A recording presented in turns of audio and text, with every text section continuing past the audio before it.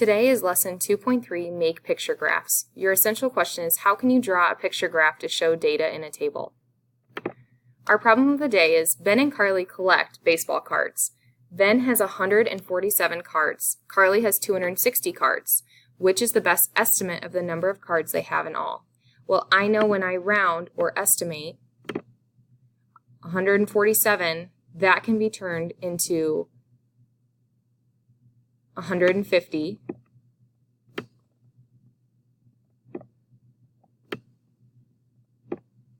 and I know that 250 or 260 can be turned into 250 to make it easier numbers. When I add those two together, it'll equal 400.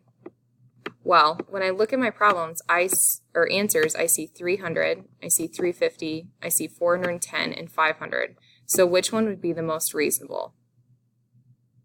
410. So my answer is C, 410. Right here is a picture graph.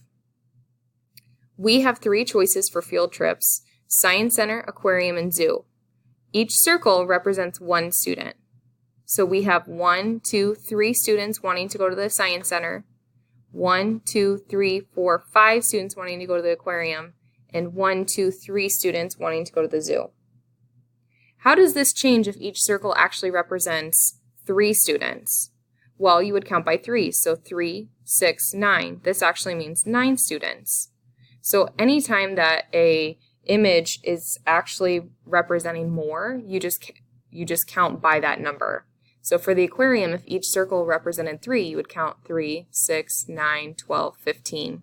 And for the zoo, 3, 6, 9. I now want you to make a picture graph with Jeremy's marble experiment. For blue, we have 2 students voting for blue, 6 students voting for green, and 5 students voting for red. So on your Post-it, make a picture graph to represent this graph.